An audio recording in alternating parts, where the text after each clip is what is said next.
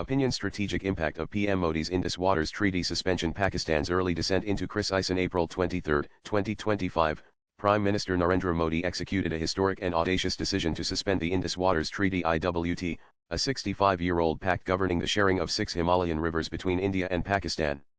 This bold move, prompted by a devastating terrorist attack in Pahalgam, Kashmir, which claimed 26 lives and was linked to Pakistan-based terrorists, underscores Modi's unparalleled political acumen in navigating the complexities of modern warfare. In an era where conflicts are multilayered, blending diplomacy, economics, and resource control, Modi's strategic maneuver has placed Pakistan in a precarious position even before any military strike takes place. By suspending the IWT, described by Pakistan as an act of war, Modi has unleashed a cascade of challenges for Pakistan's economy, agriculture, and societal stability.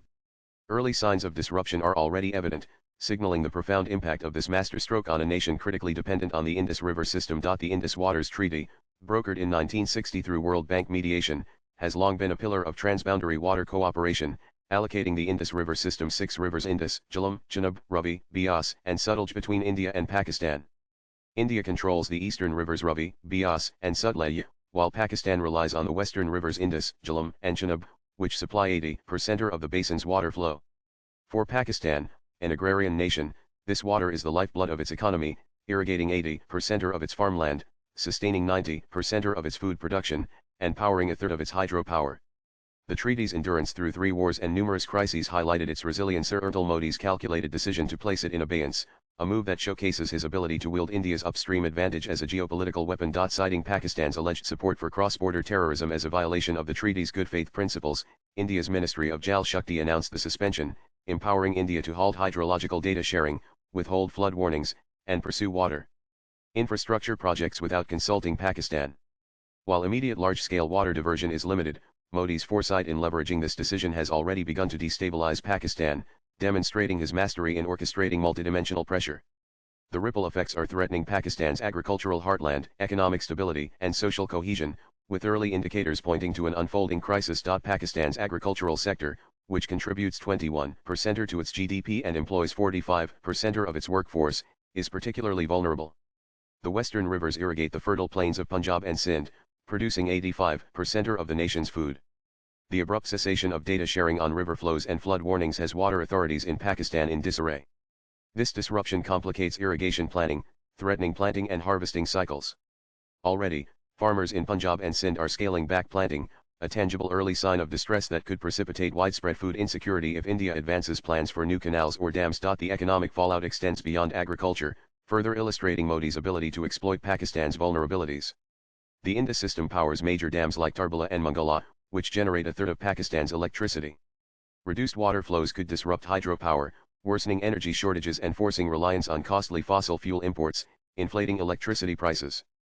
Pakistan's retaliatory measures, such as closing its airspace to Indian airlines and suspending trade, are compounding the economic strain. In 2024, India-Pakistan trade hit a 5-year high of $1.2 billion, with Pakistan exporting dry fruits, cement, and rock salt via the Atari land port. The closure of this route is hitting small traders and manufacturers, particularly in border regions. Economist Vakar Ahmed notes that Pakistan underestimated the threat of India exiting the treaty, leaving it unprepared for the economic blowback. Modi's strategic calculus, by contrast, has positioned India to deter investment in Pakistan's agriculture and related sectors, further weakening its fragile economy, already burdened by inflation and debt. Social and political instability is another arena where Modi's decision is exerting pressure. The suspension has ignited anti-India sentiment, with protests erupting in cities like Karachi, where students and teachers from Karachi University have denounced India's actions. Former Foreign Minister Bilawal Bhutto Zardari warned that abandoning the treaty locks future generations into a new context of conflict, highlighting the escalating tensions. Urban centers like Karachi and Lahore, dependent on the Indus for domestic water, face the specter of shortages that could deepen inequalities and spark unrest. Pakistan's government, branding disruptions to water flows as an act of war, has signaled potential military escalation, a testament to the destabilizing power of Modi's strategic gambit. Environmentally, the suspension exacerbates Pakistan's challenges, including groundwater depletion and climate change-induced water stress. India's plans to build new dams and canals could alter river flows over time, potentially turning regions like Sindh into deserts, as feared by farmers like Vakar Ahmed. While immediate large-scale diversions are constrained, projects like the Kishanganga and Pakal dams, completed in 511 years, suggest significant changes could materialize within a decade. Such alterations could render vast areas uninhabitable, triggering ecological crises that amplify Pakistan's woes. Early signs of the suspension's impact are unmistakable. Farmers are reducing planting out of fear of drought or unannounced flooding, while public protests reflect growing anxiety over water security. The closure of trade routes and suspension of bilateral trade are squeezing exporters, and the halt in hydrological data sharing is hampering Pakistan's water management capabilities.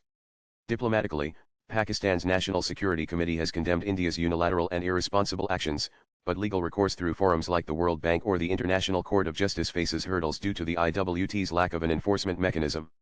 The involvement of China, which controls the upper Indus and has previously supported Pakistan by blocking tributaries, adds geopolitical complexity, yet Modi's deft maneuvering has kept India firmly in control of the narrative. Prime Minister Narendra Modi's decision to suspend the Indus Waters Treaty is a testament to his political acumen, showcasing his ability to wage modern warfare through strategic, multilayered means. By leveraging India's upstream position, Modi has placed Pakistan in a miserable position, sowing economic, agricultural, and social distress without firing a single shot.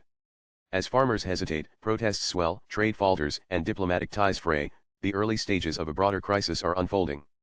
Over time, as India develops new water infrastructure, the impacts on Pakistan could intensify, potentially transforming fertile lands into deserts and fueling regional instability. Swipe left for next video over Pakistan. This suspension is an existential threat. As the Indus, once a symbol of cooperation, becomes a flashpoint in the volatile India-Pakistan relationship, Modi's strategic brilliance ensures that India holds the upper hand, testing Pakistan's resilience and its future intent on terrorism. The writer is an author and national spokesperson, BJP. Views expressed in the above piece are personal and solely those of the author. They do not necessarily reflect News 18's views. Latest blogs